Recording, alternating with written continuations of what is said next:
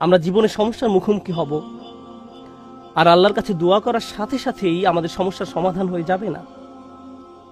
দোয়ার বাস্তবতা বোঝার চেষ্টা করুন। দোয়ার উদ্দেশ্য কি? আমরা প্রায় দোয়াকে তলাবের সাথে গুলিয়ে ফেলি। আরবিতে তলাব মানে কোনো কিছু তালাশ করা, কোনো কিছু দাবি করা, আর দোয়ার আক্ষরিক অর্থ হলো ডাকা। এটাই এর অর্থ। দাআতুকুম মানে আমি তোমাকে ডেকেছি, আমন্ত্রণ জানিয়েছি, এটা হলো দোয়া।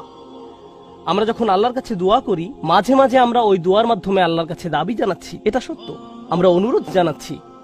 কিন্তু আমাদেরকে এই ব্যাপারটা ভুলে গেলে চলবে না যে দিন শেষে আমাদের সব অনুরোধ সেগুলো হলো আল্লাহর একজন বিনম্র দাস আল্লাহর দিকে ফিরে নিজের সমস্যার সমাধান ভিক্ষা চাচ্ছে।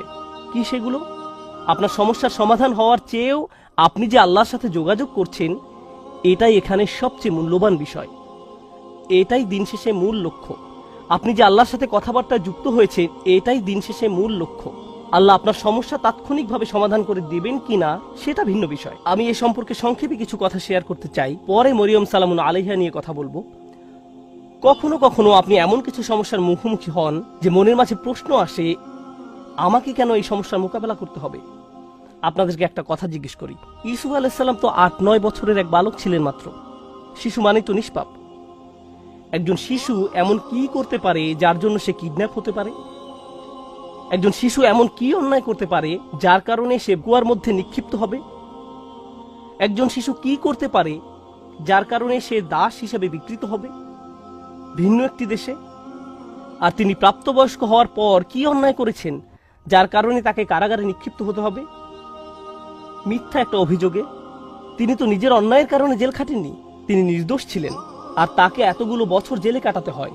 তাকে জীবনে এমন সব পরিস্থিতির ভেতর দিয়ে যেতে হয়, অন্য কারো এমন হলে বলতো, ভাই জীবন অন্যায্য, কি বা করার আছে, জীবন অন্যায্য। কিন্তু একজন বিশ্বাসীর ক্ষেত্রে কি হয়? সে শুধু বলে না যে জীবন অন্যায্য, সে বলে আল্লাহ অন্যায্য। নাউজুবিল্লাহ। আর আল্লাহ সূরা ইউসুফে বলছেন, আল্লাহু গালিবুন আলা আমরিহি, আল্লাহ তার সকল কাজের তত্ত্বাবধান করছিলেন।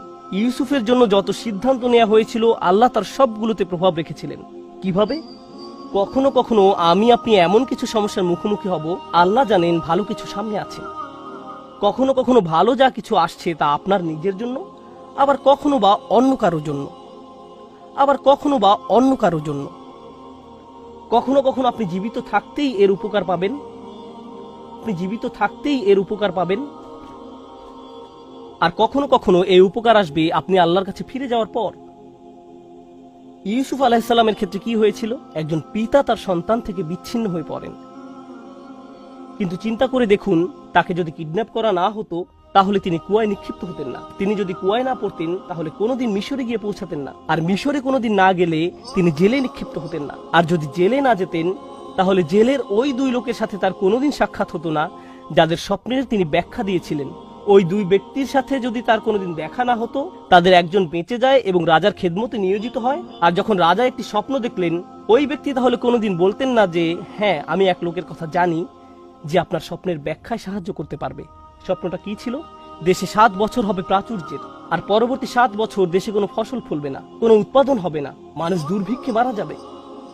যদি ইউসুফ জেলে না যেতেন আলাইহিস সালাম এবং তাকে মুক্তি দেওয়া না হতো ওই স্বপ্নের ব্যাখ্যা করার জন্য সেই সময়, তাহলে দেশ অর্থনৈতিক, ফাইন্যান্সিয়াল এবং সামাজিক এক দুর্যোগে পতিত হতো।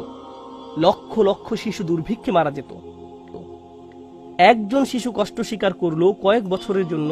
এক শিশুর কষ্ট স্বীকারের ফলে আল্লাহর পরিকল্পনা ছিল অগণিত পরিবারকে অনাহারে সন্তান হারানোর বেদনা থেকে রক্ষা করবেন।